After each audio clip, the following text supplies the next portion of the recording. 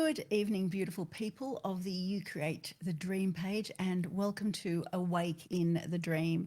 This is our fortnightly call. Let's just make sure that everything is functioning well. Do say hi as you come on. Let me know that you're here. I always love to acknowledge everybody's beautiful presence, and let's see. And of course, I liked. Oh, where are we? I am not appearing. I am not appearing. I have no idea what's going on, but I'm not appearing on my phone. I will give it another moment. So tonight isn't just another Monday. Tonight is actually our final Awake in the Dream call for 2025, as I take a sacred pause before we begin again on Monday the 9th of April. So we're not back until Monday the 9th of April after this call. Okay, I am still... Libby, thank you so much. I see you, she says. Okay, I am not appearing, so I will try again shortly just so I can see comments, because I cannot see comments at this stage. Okay. Oh, here we go. Da-na-na-na. Here we are. Okay, there we go. There we go. All right. Hello, beautiful Libby. How are you? Thank you so much for messaging me. So as I was saying, tonight isn't just our usual Awake in the Dream call. Tonight is actually our final Awake in the Dream call for 2025, and I don't return again until Monday, the 9th of February. So before we close this year's chapter, though, what I do want to do is I want to honour each and every one of you. I want to honour you as individuals, as an incredible community, as incredible souls, remembering how truly powerful you are. Hello, beautiful Amanda. How are you? Susie, hello, hello. So what I do want to say also to Susie is that tonight's call was actually inspired by a member of our community, Susie Stokes, who actually left a message. So as you join the page, of course, you have an opportunity to ask messages. And today I decided to take a look at some of the questions. And your question, Susie, actually stood out. And your question specifically, which I thought was fantastic for tonight, you actually asked for life hacks. But for those that know me, you know that I actually don't do things at surface level. I'm all about doing things at speed. I'm all about the shortcuts, but not surface level shortcuts. So when I hear life hacks, I hear soul codes, I hear timeless principles that help us live in alignment with truth, with grace, and with personal power in a world that often tries to do what? To pull us out of our power, to pull us away from our power, to keep us drowned under the heaviness of the noise and the chaos in the world, etc. So tonight, what I'm sharing with you is 12 life hacks for the awakened soul. Let's look at them as 12 codes. And they're things that I've learned, I've lived, and I've embodied over nearly 3 decades of doing this work, 3 decades of helping people to transform their lives through CTC, through energy work, through subconscious programming, through my speaking engagements, my books, etc. Hello, beautiful Amanda. How are you? Hello, Jenny. Hello, hello, beautiful ladies. So, where was I? Okay. So these are the truths that, and here's the thing, in this work, truths do not date. They do not date, because truth is truth. So these are truths that I and other people, like clients of mine, I will often have them come back to these sacred truths. So I personally return to these truths again and again when life feels heavy, when I feel like I'm being stretched, when I'm being pushed through another huge growth spurt, let's say, or when the universe whispers, remember who you are. So energy hack number 1. Okay, this is the energy, I'm calling this one the energy reset hack. So this is all about clearing your field. But before you clear, you've got to learn to clear your field before you clear your schedule. And what do I mean by that? So often we feel a little left of center. We feel out of sorts. We feel tired. We feel depleted. And the first thing we think we need to do is call in sick or clear our schedule, when instead what we are being asked to do is to check in on our field. Super, super important. So clear your field before you clear your schedule. We think that we're tired because of how much we've done or we've had a big week, but in truth, we're tired because of how much energy we are losing. Not just to the workload or to the endless to-do list, but the weight of the weight of yesterday's issues. What I mean by yesterday's, your past issues and experiences. So the weight of yesterday's issues, the emotions, the stresses of the day, tomorrow, the fear of tomorrow, right? Tomorrow's fears, and the subtle energetic residue that we are absorbing from everyone and everything around us. So learn to clear your field before your schedule, because you need to check in on your field. Where are you losing power? Are you losing power to the past? Are you losing power to the stress of the day? Are you losing power to the fears of the future? Are you allowing yourself? You have absolute control over your power. Are you allowing yourself to be affected by the things that are going on around you? And we have to understand that what we invest our energy into comes back with a return. Is that return negative or positive? Is it, when you think about the issues of your past, do you cringe? That's a sure sign that you are being, the return with that is highly toxic, and that toxicity builds in your system. It gathers in the body as tension. It gathers in the mind as overthinking, and in the heart as heaviness. You carry conversations that you didn't resolve, emotions you didn't express, and even other people's pain because you didn't know that you had perhaps picked it up. You know that maybe when you're around certain people that you feel a little bit, but you've got to learn to clear your energy once you've felt that feeling. So please let me know if this is landing for those that are on the live. Check in with your energy field. Where are you losing power?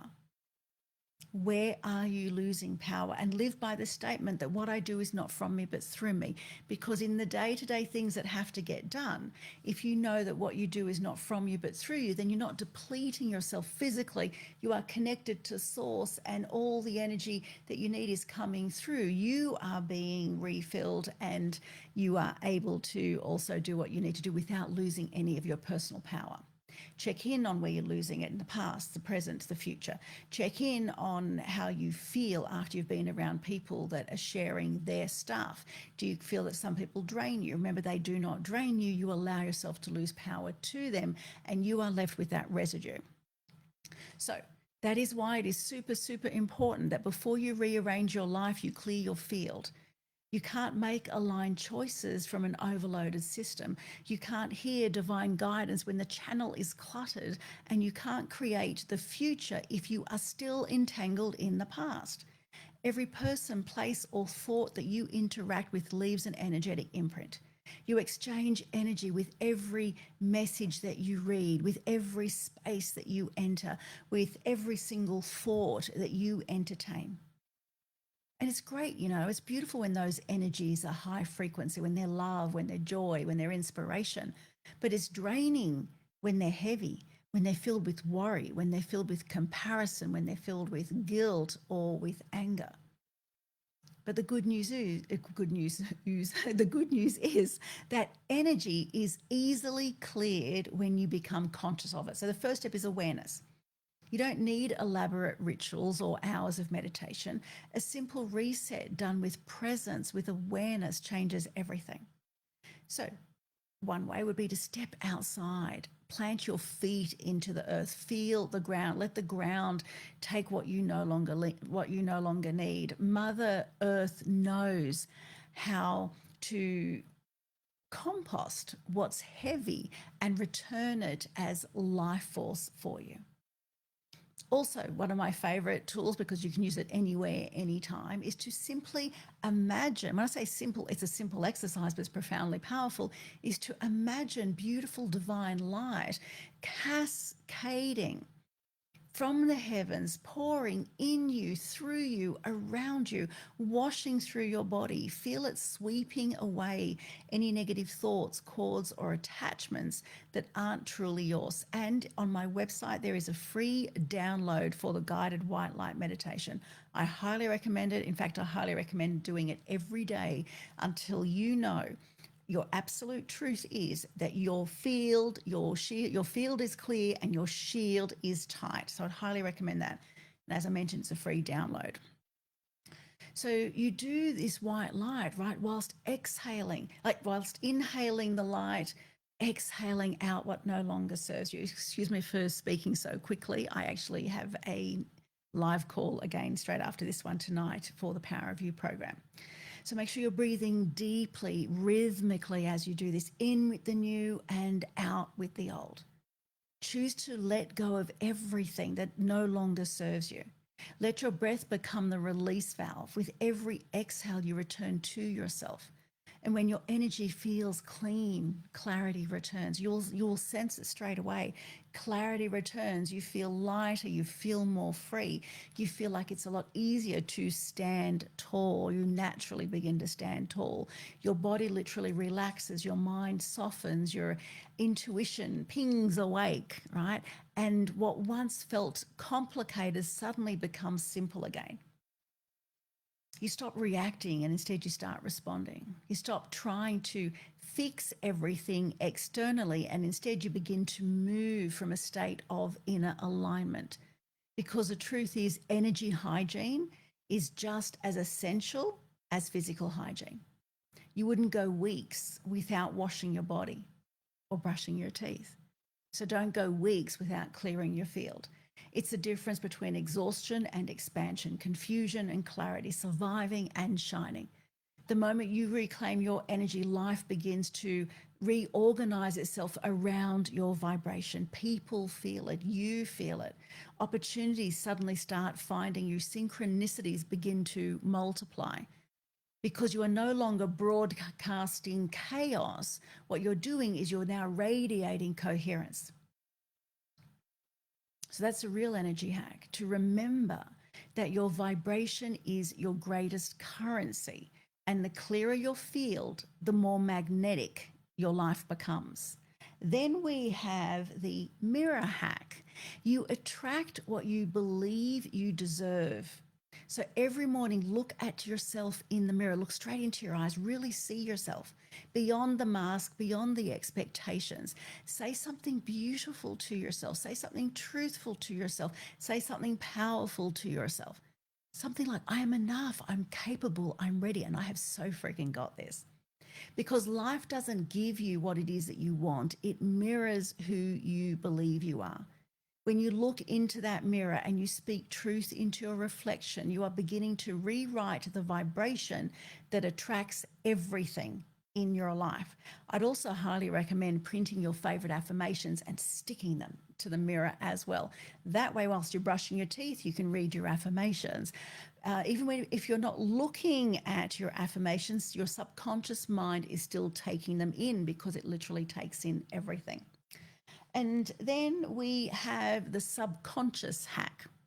Okay, so this is your opportunity to program your mind for the reality that you want.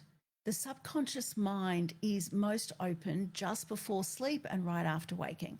These are your golden hours for transformation. So instead of scrolling aimlessly on the phone and seeing a whole lot of doom and gloom or replaying your worries in your head, what I want you to do is I want you to feed your mind your future. I want you to remember that. Feed your mind your future. What I mean by that is I want you to think about all the things that you desire in your life as though they are present, as though they are here. So you can say things like, I am abundant, I am the power in my world, I am free, I am deeply loved and supported by life. And these words are not wishful thinking. They are instructions. And when you do them with repetition, your subconscious mind deems them as safe. And it starts to believe them to be true. And of course, then changes what you radiate. And by law, it changes what you attract. The subconscious mind listens to whatever is repeated with emotion and focus. So as you drift to sleep tonight, make your last thought something worth programming, because you want to sleep in good marinade, not shit marinade. Then we have the power of the breath hack. One breath can literally change everything.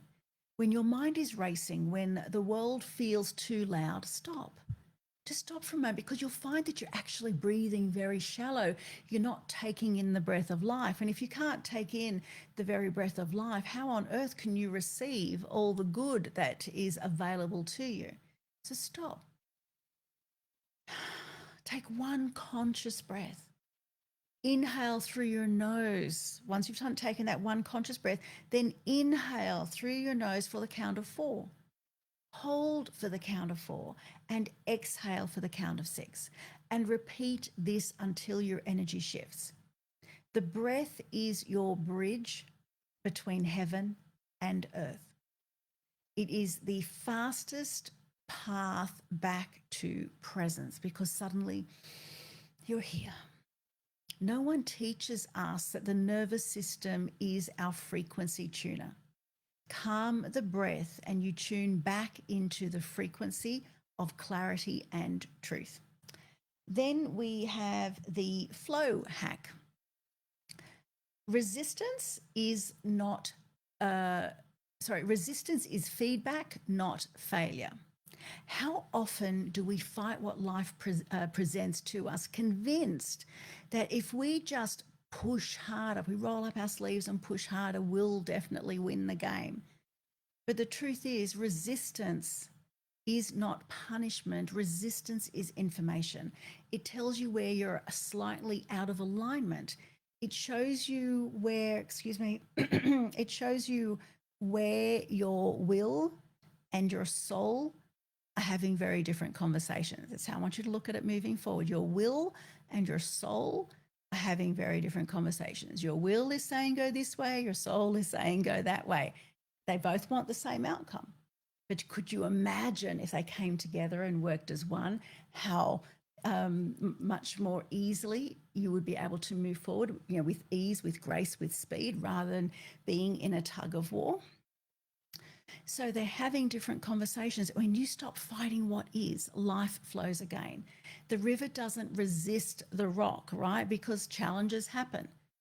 Challenges come for all of us. The challenge is there. The rock is there. The river doesn't resist the rock. The river simply flows around it, shaping it gently over time. So the point I'm making there is to be like the river. Then we have the perception hack. Nothing happens to you. It all happens for you.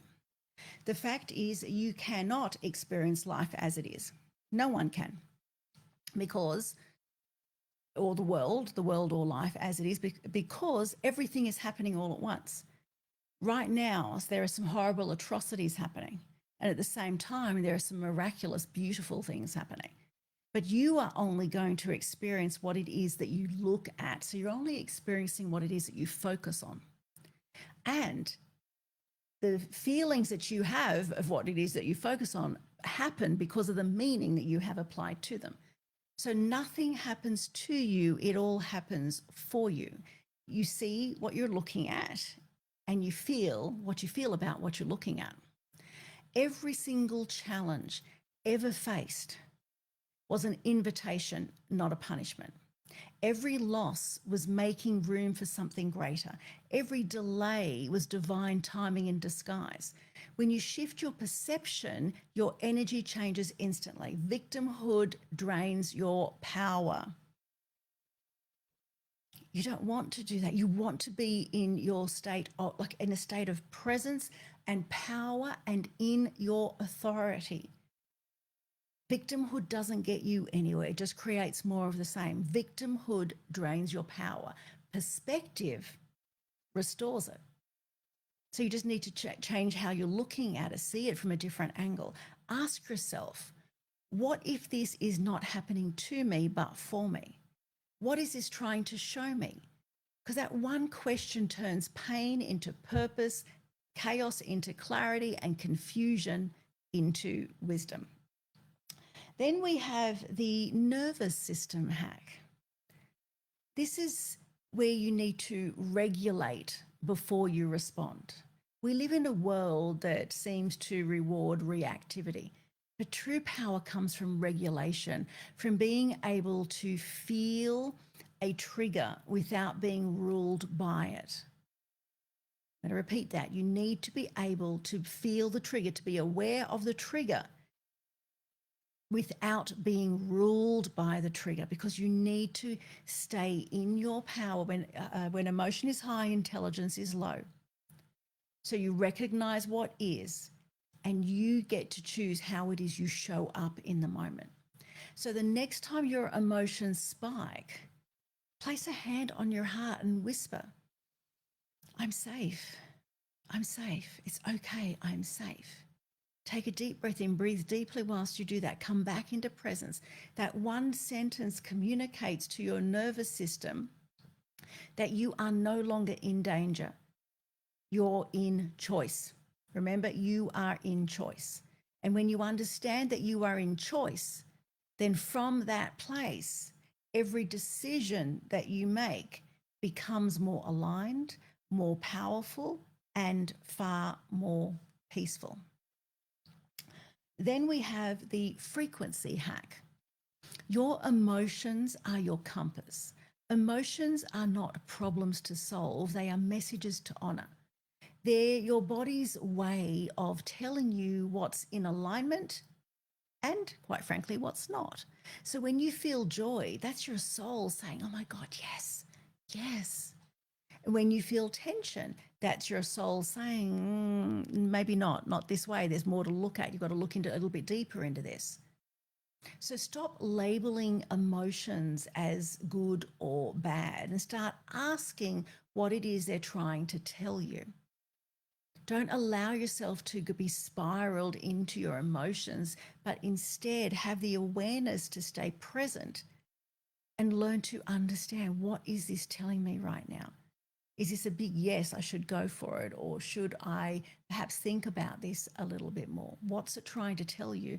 Because the moment you stop judging your emotions, in that moment, you'll have the conversations with them and transmute them into wisdom. Then we have the stillness hack. Now, silence is where truth speaks. In the noise of modern life, silence has become a luxury. But silence is not empty. Just like the space here between us is not empty. The silence is not empty. The silence is in and of itself full of answers. It's the space between thoughts where the divine breathes. It's where guidance is not shouted but softly revealed. We've been conditioned to fill every single gap with some sort of sound, with advice, or with some sort of distraction. We've been groomed to do that as though stillness means that you're not doing enough. I mean, how many people have a hard time just stopping for a moment, feeling bad if they stop, feeling like they should get up and do something if they stop for a moment, if they just stop and breathe? You've been groomed away from your stillness. You've been groomed away from your guidance. You've been told you're not doing enough, but the truth is stillness is where the next aligned action is born. I know for me personally, it's taking a long drive if I'm driving on my own. So if I'm driving on my own, I never listen to anything in the car. And my goodness, the downloads, the ideas, the inspiration, the workshop ideas, they all come through in full force. So give yourself some quiet time. Doesn't mean you're doing nothing. I'm obviously driving, but I'm able to drive very unconsciously, right? I don't need to be thinking about all the things anymore. I've been driving for a very long time. But I'm able to be present, so present that amazing things come through. It's where your nervous system recalibrates, your intuition grows louder, and your energy begins to literally harmonize again. So stillness is not laziness, it's sacred receptivity. It's the art of making space for divine wisdom to meet you. So when you stop chasing clarity, clarity finds you. When you stop trying to fix everything, life starts to reveal the perfect order already unfolding beneath the surface. Have you ever noticed beneath the surface? Have you ever noticed that? That when you let go, when you stop desperately looking for your car keys, right? You're looking everywhere for your car keys and you can't remember where you put the freaking things, and then you stop thinking about it, and as if by magic it appears. Stillness is your answer. The mind thrives on noise. It believes that thinking more will solve everything, but the soul speaks only in stillness. It speaks in sensations, in symbols, in subtle knowings. It doesn't rush, it reveals. So I want you to practice sacred pause. Sit in the quiet, even when it feels uncomfortable. Notice the thoughts that rush in, and then let them go. Let them go. Hand them over to the passing clouds. But don't reach for your phone. Don't seek distraction. Just be.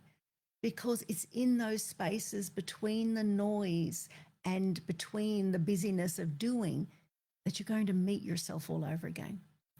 And from that stillness, truth always arises. It's steady, it's calm, and it's unmistakably yours. Then we have the relationship hack.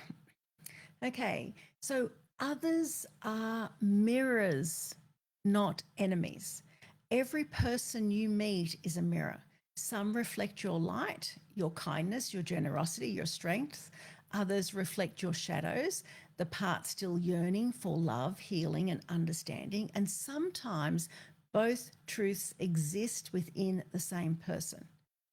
The one who challenges you the most is often your greatest teacher. They're not here to punish or provoke you. They're here to reveal where you're still disconnected from your own wholeness. I know this is a deep one. They show you where you've built walls instead of boundaries, where you've given power away, or where you've withheld love from yourself. And it's easy to blame, to defend, to point the finger outward.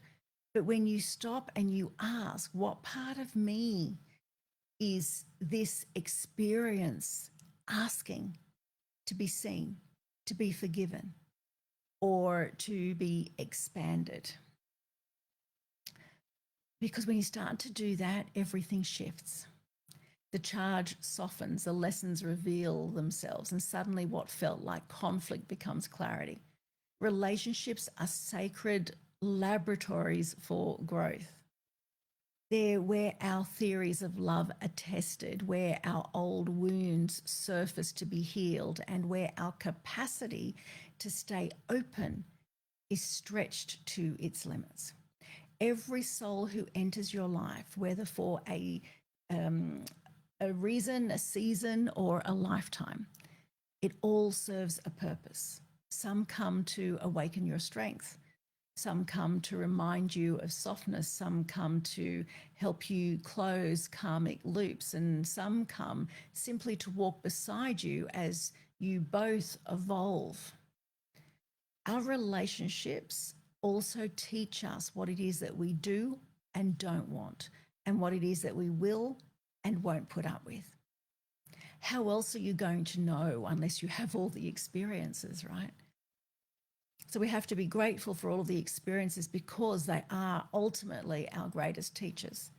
When you stop trying to change others and instead start understanding what they mirror within you, you'll then reclaim your peace, because the truth is you cannot control who they are, but you can always choose who you become in their presence. And you also get to choose if you're going to stay. You always have choice. So instead of asking, why are they like this? Ask, what is this showing me about me? That single shift will change every relationship that you have, including the one with yourself. So when you see others as mirrors instead of enemies, you become literally the alchemist of your own emotional world. You stop being reactive and you start being reflective. You begin to meet others with compassion rather than judgment.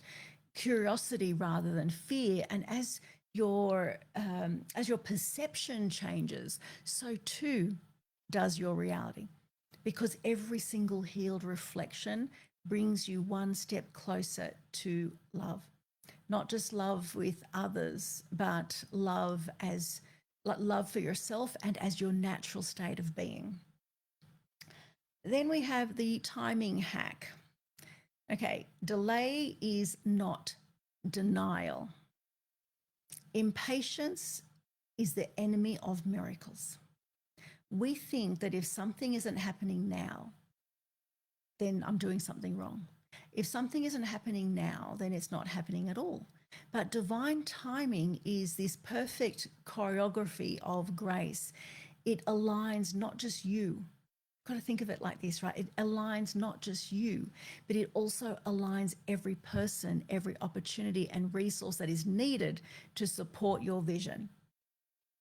When you think about the things that you desire, there are a lot of moving parts that have got to happen to make it happen for you. The universe is always orchestrating according to the signal that you're putting out. So trust in divine timing. And to trust in divine timing doesn't mean doing nothing. It means doing what's yours to do and letting the rest unfold at the perfect time, because the universe doesn't say no. The universe perhaps right now is just saying, not yet. Not yet. Why? Because there are things to align. I'm busy aligning for you. Then we have the sovereignty hack. So stop waiting. Get out of life's waiting room. Stop waiting for permission. You were not born to be approved. You were born to be your authentic self. Every great leader, every great healer, every visionary had a moment when they had to stop asking for permission and start embodying purpose. When you step fully into who you are, when you liberate yourself, others do the same too. And that's how we rebuild the world into something far better. So stop dimming your light for those who fear brightness. Shine anyway, because you're here to shine. Speak anyway. You have a voice, use it. Create anyway. Live as though your life is the message, because it is. Your life is the message. So these aren't life hacks. They're sacred tools for remembering. They are how we navigate a world that is constantly pulling us into distraction. Instead, it's about choosing to live in flow, in alignment, and in absolute divine truth. So as this year's Awake in the Dream call comes to a close, I want you to take what we've talked about here tonight. I want you to carry it forward with you. Bring it into your mornings, your evenings, your moments, your choices, your breath, because the greatest life hack of all is learning to live as the awakened and empowered you. So to every one of you who has joined me for Awake in the Dream this year, I thank you so very much. You've held space for truth, for growth, for laughter, for silliness, for depth. You've risen, you've healed, and you've reminded me again and again why it is I do what I do, because you are my inspiration. So this is an extended break. I don't normally take a break for this long, so it is an extended break, as I'll be on the road in a couple of weeks for a big drive, and then I have commitments. We then have Christmas, and I have commitments in January. So I will be back on Monday, the 9th of February, to begin a new year with a whole new energy and new expansion. And until then, keep choosing presence over pressure, stillness over noise, truth over comfort, and remember that you truly are the miracle. In fact, you're the life hack. You are the life hack, and you are the awakened dream. All right, much love to each and every one of you. And I will look forward to seeing you for Awake in the Dream next year, unless, of course, I feel called to do an impromptu call. All right, much love, everybody. Good night.